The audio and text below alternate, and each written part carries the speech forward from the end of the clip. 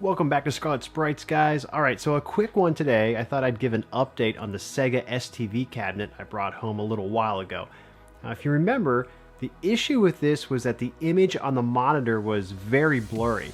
And that's a pretty okay problem to have, I guess, because in most cases, it's an easy maintenance fix. Really, the hardest part of this was that I couldn't access the monitor behind the cabinet.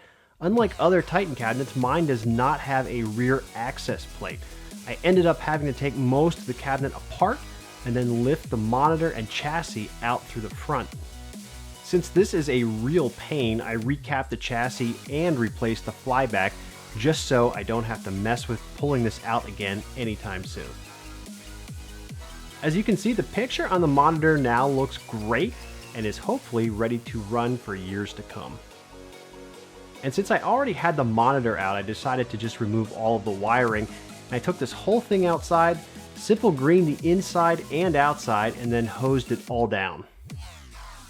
Say what you want about its looks, but one huge benefit of a plastic cab is that you can really give it a decent wash and cleaning. Next up was the control panel. I did pull out all the original buttons and sticks and replaced everything here with IL branded parts. Well, not everything. I think I cheated on the start buttons.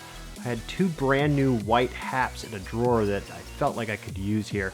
The start buttons aren't something you actually play a game with, and it makes good use of parts that I already had. Overall though, the new Euro joysticks feel great with Die Hard, and a few of the shooters that I've played on here as well.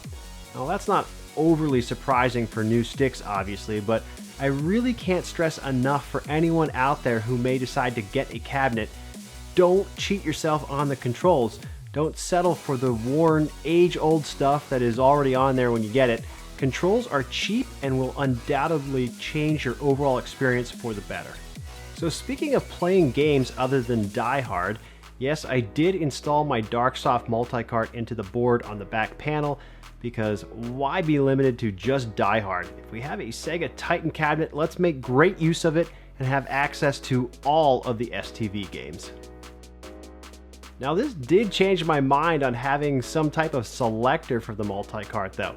Opening the back panel and fooling with the tiny jumpers now is going to be a pain since the board is mounted, so I did grab an external selector for this. The default is 4 feet of ribbon cable, and then you get this little PCB with the switches on it. Not high-tech stuff, but perfectly serviceable. I would recommend, if you're putting this into a Titan cab like I am, ask for 5 or even 6 feet of ribbon cable. The 4 feet is just barely long enough to reach from the control panel to the back panel where the board is mounted. And in fact, if you tilt the panel back at all, you're going to put strain on the cable and it may pop off. Just get a longer cable. And while we're on the subject of the selector, I did print out the jumper settings for each game so I could have that handy under the control panel to reference for whenever I want to switch out games. From here, it's just a matter of moving a few switches on the PCB selector, which I have lazily not mounted to my control panel just yet. While we have the control panel open, I'll call out the one annoying thing I haven't solved yet, and that's a test button. Clearly it's missing from the panel, but it didn't work when I did wire up a button. I checked connectivity with a multimeter and it seems to be okay, and the wires obviously aren't severed anywhere. It's just kind of strange that it doesn't work, but I'm sure it's just something stupid that I'm overlooking. Overall, not a big deal really, but it's a lot more convenient to have this working here on the panel as opposed to having to push the button on the board. Okay, so maybe the largest upgrade is that I removed the stock speakers from this and put in some Pioneers.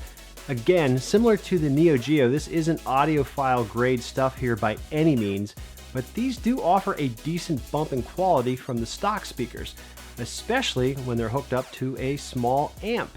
Yes, I pulled the coin bucket out and just placed the amp down here. It's cool to be able to regulate the treble and bass for games independently, and overall, this makes adjusting the audio quick and easy.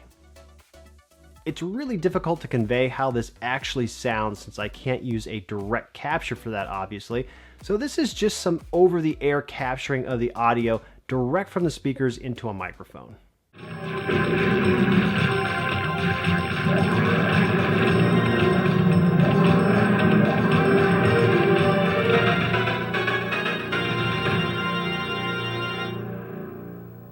And for those wondering, I am feeding the amp from Everten's line level stereo add-on board, which I'll link in the description. All right, the last thing I'll call out today is the marquee. And this is probably the largest black eye for the entire cabinet, unfortunately. I replaced the old non-working ballast in CFL with my usual go-to integrated LED bulb, which is just fine, but the original marquee was crudely placed into the marquee holder and was wedged in there with hot glue and a screw. It also had a bunch of duct tape wrapped around it, which showed up when it was lit, making it look like complete garbage. When I took the marquee holder apart, the original marquee was unfortunately so brittle that it just cracked into pieces. Well, sometimes this isn't too big of an issue because guys like Sabo's Arcades make awesome repros that at times even look better than the originals, but none of the higher quality guys have scans of the die-hard marquee, so I had to settle for one on eBay, and frankly, it's just not good. It seems like a less than ideal resolution scan was used to make this, and the colors are definitely really drab. My biggest pet peeve though with this is that although the seller offered the correct sizing, he just letterboxed the image so you have these black bars on the top and the bottom. This is just trash overall, and I'm pretty disappointed in the overall quality and this decision. The problem now though is that I have no alternative. I have to wait this out until a better version is available from someone I trust that does good work, or I have to find an original. Now there is a custom STV marquee that I found, but that then leaves me with the die-hard control panel overlay and the monitor instruction stickers still. So even though those are faded, I'm not a big fan of the marquee being a mismatch with those, and I don't really want to rip them off. So that is the Sega STV status. It's probably, what, say 95% finished. It's still great for playing games on, and the things that matter most are rock solid, namely the monitor and the controls. I just need to figure out a better option for the marquee and solve the test button issue, and I can finally put this one to bed.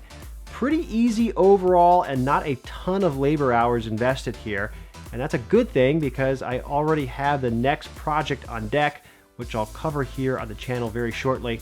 Until then, I'd like to say thanks for watching. Don't forget to like, comment, and subscribe, and I will catch you all next time. Later, guys.